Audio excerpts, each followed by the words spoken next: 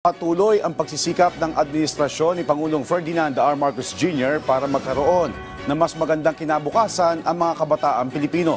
Sa katunayan, magpapatayo ang pamahalaan ng Child Development Centers, partikular sa mga mahihirap na komunidad. Nagbabalik si Kenneth Pasyente sa sentro ng balita. Bagong pag-asa para sa bawat batang Pilipino. Yan ang nais mapagtibay ni Pangulong Ferdinand R. Marcos Jr.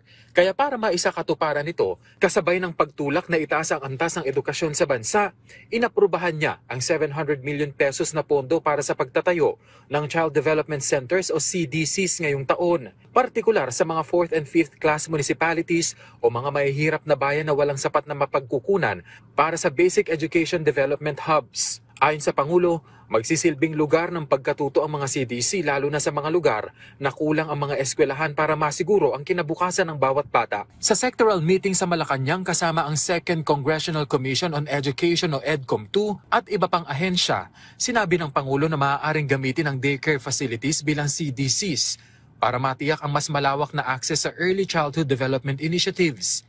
Punto pa ng Pangulo, nararapat lang na pagtuunan ng pansin ng edukasyon maliban sa iba pang aspeto na isinusulong ng administrasyon, lalo't edukasyon anya ang susi sa pag-unlad hindi lamang ng mga batang Pilipino kundi maging ng bansa. Tiniyak naman ng Budget Department na mabubuhusan ng pondo ang inisyatibang ito. Ayon sa DepEd, ang pondo para sa CDCs ay dadaan sa Local Government Support Fund upang matulungan ng mga barangay na wala pang CDCs.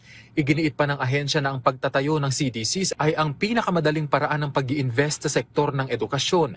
Lalo't batay sa datos, nasa 5,800 barangay pa ang walang sariling CDC, kabilang ang 229 mula sa low-income LGUs. Ikinalugod naman ng EDCOM 2 ang mabilis na aksyong ito ng Pangulo at ng DBM. Patunay lang daw ito na handa ang kasalukuyang administrasyon na bigyang pansin ng edukasyon na siyang pundasyon ng national development. Makikipagtulungan din ang EDCOM 2 sa CHED, DILG at Early Childhood Care and Development Council para madagdagan ang bilang ng early childhood education graduates lalo na sa mga rehiyong may kakulangan nito. Kenneth Pasyente para sa Pambansang TV sa Bagong Pilipinas.